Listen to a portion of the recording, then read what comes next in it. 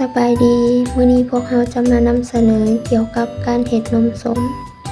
ในกลุ่มของพวกเราจะมีทั้งหมดอยู่3คนดังนี้ 1. นางคำเฟืองขันธวงศ์ 2. นางพรพนาราชวงศ์เมือง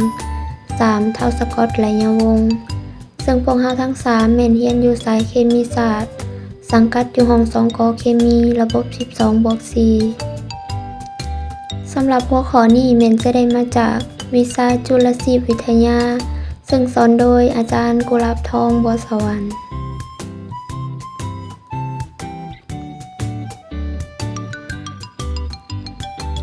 อุปกรณ์และส่วนประกอบของพวกเราจะมีดังนี้ 1. นมสดหรือนมจืดประมาณ800 ml 2. โยเกิร์ตรสธรรมชาติ2 กล่อง 3. นมข้นหวาน280 ml 4. น้ำอุ่นประมาณ280 ml 5. จอกหรือกั๊บเพื่อไว้บรรจุผลิตภัณฑ์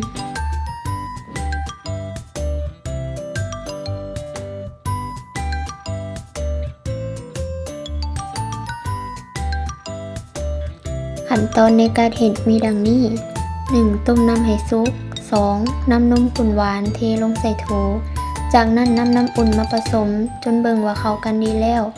ใส่นมจืดลงไปตามด้วยโยเกิร์ตจากนั้นคนให้ส่วนผสมให้เข้ากันดีแล้วตักใส่ภาชนะบรรจุนำไปเก็บในกล่องรักษาอุณหภูมิหรือกับโฟมจากนั้นให้เติมน้ำอุ่นลงไปพอประมาณ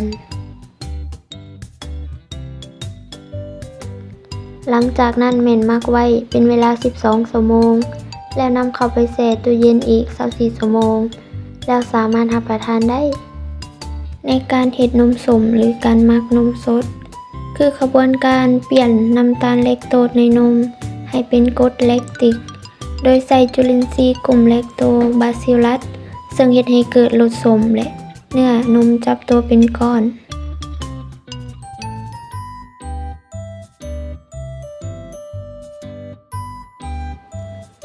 มาฮอดนี้วิดีโอของพวกเราก็ได้จบลงเพียงเท่านี้